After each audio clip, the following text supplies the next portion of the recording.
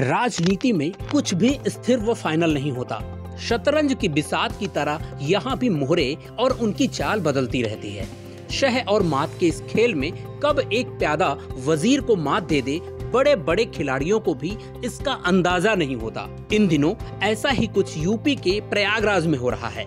यहाँ इतिहास खुद को दोहराता हुआ नजर आ रहा है। निकाय चुनाव में प्रदेश के औद्योगिक विकास मंत्री नंद गोपाल नंदी की एक नहीं चल रही है।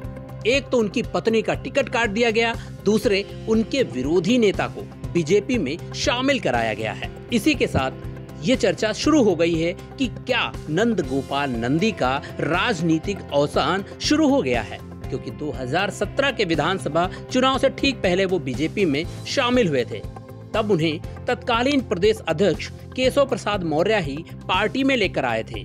उस वक्त भाजपा नेता केशरीनाथ त्रिपाठी ने उनकी ज्वाइनिंग का विरोध किया था, जो 2007 में बसपा नेता नंदी से चुनाव हार गए थे। अब फिर कुछ वैसी ही स्थिति बनती दिख रही है। फिर दूसरे दल के नेता को पार्टी में लाने वाले केशव प्रसाद मौर्य ही हैं, बस मोहरा बदल गया है। तब आने वाले नंद गोपाल नंदी थे और अब रईस शुक्ला हैं। उस वक्त दर्द केशरीनाथ त्रिपाठी को हुआ था और अब नंदी को हो रहा है। यूपी के कैबिनेट मंत्री नंद गोपाल नंदी अपनी पत्नी अभिलाषा नंदी के लिए मेयर का टिकट चाहते थे। उन्हें टिकट तो नहीं मिला, अलबत्ता धुर विरोधी को पार्टी में शामिल कराकर उन्हें साइड लाइन करने के संकेत दे दिए गए। डिप्टी सीएम केशव प्रसाद मौर्य ने शनिवार को रईस शुक्ला को पार्टी में शामिल कराया। सूत्रों का कहना है कि डिप्टी सीएम केशव के इशारे पर ही नंदी की पत्नी का टिकट काटकर महानगर अध्यक्ष गणेश केसरवानी को मेयर कैंडिडेट घोषित किया गया है। डिप्टी सीएम केशव प्रसाद मौर्य ने जैसे ही रईस शुक्ला को पार्टी में शामिल कराया, थोड़ी ही देर बाद नंदी ने केशव का नाम लिए बिना ही उन पर जुबानी हमला बोला। कहा कि कुछ लोग पार्टी को प्राइवेट लिमिटेड कंपनी की तरह चलाना चाहते हैं। अपनी हठधर्मिता से वो पार्टी को लगातार नुकसान पहुंचा रहे हैं। इतना ही नहीं, उन्होंने कहा कि स्थानीय विधायक की अवहेलना करते हुए विपक्षी उम्मीदवार को पार्टी ज्वाइन कराना बेहद गंभीर प्रकरण और गहरी साजिश है।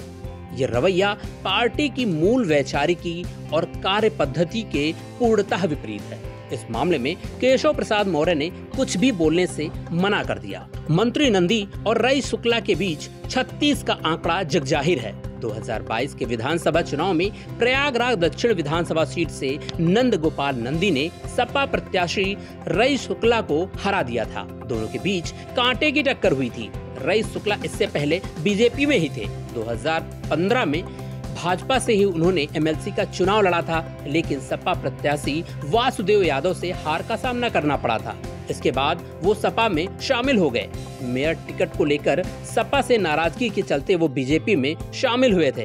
राजनीतिक गलियारों में चर्चा है कि बीजेपी अब प्रयागराज दक्षिण विधानसभा की जिम्मेदारी रईस शुक्ला को सौंपना चाहती है। ब्राह्मण चेहरे के तौर पर 2024 के आम चुनाव में उन्हें पार्टी की तरफ से कोई बड़ी जिम्मेदारी दी जा सकती है। मंत्री नंद गोपाल नंदी के पहले भी उनसे मंत्री पद छीनने की चर्चा थी। राजनीतिक जानकारों का कहना है कि बीजेपी इस बार रईस शुक्ला को यहां से टिकट दे सकती है। 2022 में रईस शुक्ला नंदी से करीब 26,000 वोटों से ही चुनाव हारे थे। न्यूज़ ट्रैक के लिए हरिओम द्विवेदी की रिपोर्ट।